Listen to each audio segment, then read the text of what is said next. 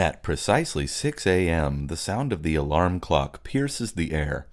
Sandy drags herself out of bed and begins her morning routine with a quick shower. After her shower, she prepares a simple breakfast. Grabbing a clean bowl from the dishwasher, she empties into it a packet of instant oatmeal. She pours in a cup of milk, stirs, and heats the mixture in the microwave. While waiting for her oatmeal to cook, she dresses for the day, mindful of the weather. Fully dressed now, she removes her oatmeal from the microwave, which has now cooled just enough to suit her taste. It is her favorite flavor, apple cinnamon.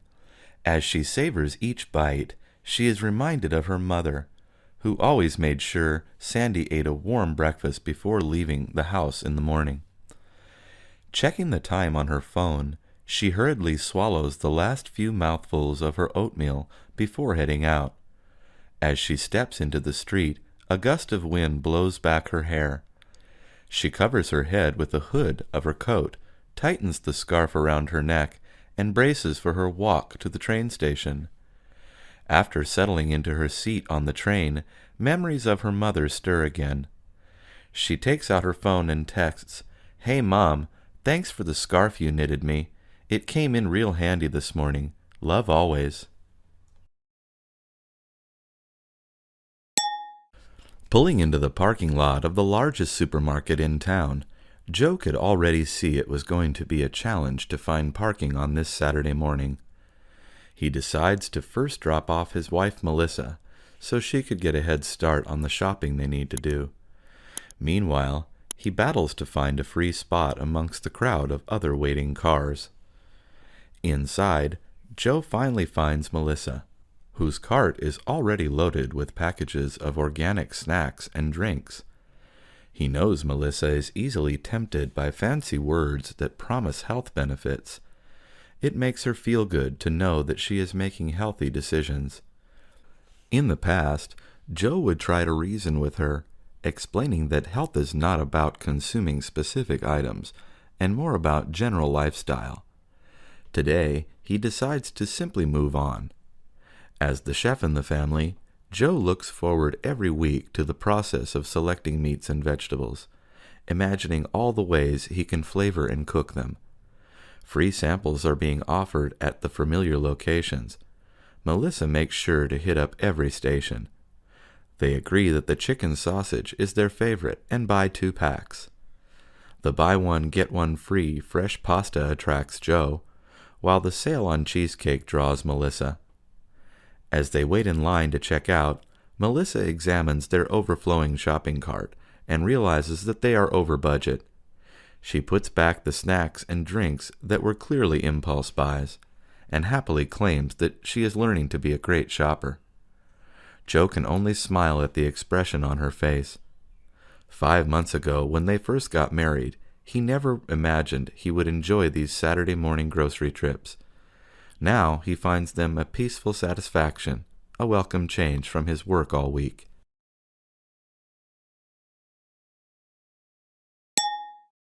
All week, Frank and Bob have been looking forward to Sunday afternoon. That is when their favorite football team, the Philadelphia Eagles, plays their first game of the season. The Eagles have a new coach and many new, young, and talented players. Football can be a very unpredictable game, with weather, injuries, referees, and luck all affecting the outcome of the game. On top of that, new players and coaches may need some time to learn to work as a team. For almost a decade now, Frank and Bob have watched Eagles games together. They met through work, but their friendship continues even though Frank left the company a few years back.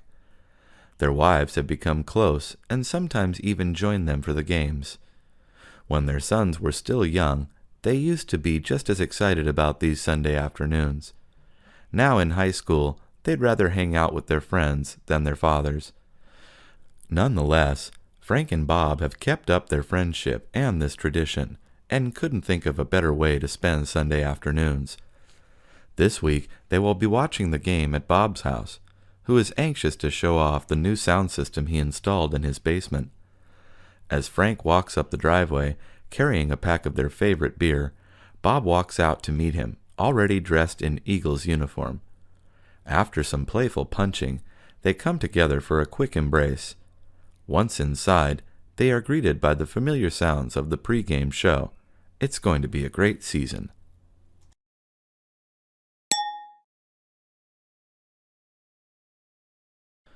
Julie was sitting in bed late at night playing with her brand new smartphone.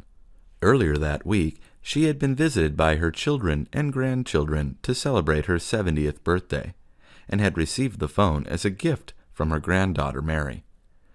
Julie had been widowed for 5 years now. Since she lived hours away from the rest of the family, Mary thought the phone would be a good way to keep them in touch and take up some of her time. Up until then, Julie had never really been interested in catching up with modern technology, but finally owning her own smartphone made her feel youthful, and she decided to join Facebook since that was what she had noticed all the younger people were doing. However, when making her profile page, she was embarrassed to put up a picture of herself, since she thought she looked much too wrinkly and nobody would want to talk to her. To remedy this, she downloaded a picture of a beautiful 20-something-year-old from Google, posted it under her name, and went to sleep.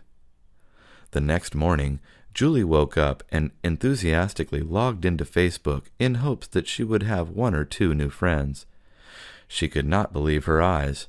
Her inbox was full of friend requests from dozens and dozens of young, handsome men that were complimenting her beauty and wanted to know all about her.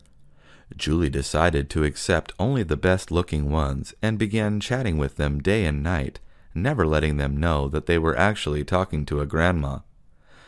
The next time Julie met up with Mary, she thanked her so much for the phone and remarked, "I haven't felt so young and pretty in years."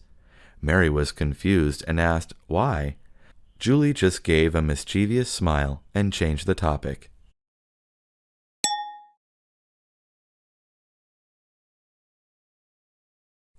Jennifer loved going out to bowl every Tuesday night. She always liked bowling, but had never joined a bowling league until her friend Paul told her about a new league one day. The two friends enjoyed going to Lucky Lanes on weekends, but had to wait for the league games to finish before they could bowl. It did not bother them since they knew what time the league games were over. Paul talked to the manager of Lucky Lanes one day and discovered that a new league was forming soon. "That's great," said Paul. "I'm going to ask Jennifer if she wants to join too," added Paul. When Jennifer heard the news, she wasn't as excited as Paul thought she would be. "What's wrong, Jen?" asked Paul. "I just don't know if I'm good enough to play in a league," answered Jennifer. "Don't you have to be a good bowler to bowl in a league?" Paul thought about it for a while before going back to the manager to ask if the new league was for good bowlers or anyone could join. The manager told him that this new league was for beginners and added that Paul and Jennifer would be some of the best players in the new league. Paul was very excited once again. When he told Jennifer what the manager had said, Jennifer's response was, "Where do I sign up?" This made Paul very happy. Before long, the two friends were bowling away in their new team and league. The manager was right. Paul and Jennifer were amongst the best players. They both loved bowling in a league. They got to wear team bowling shirts and hats, and all the refreshments were included in the league fees. Soon they were knocking down pins. At the end of the season, their team won the trophy for coming in first place.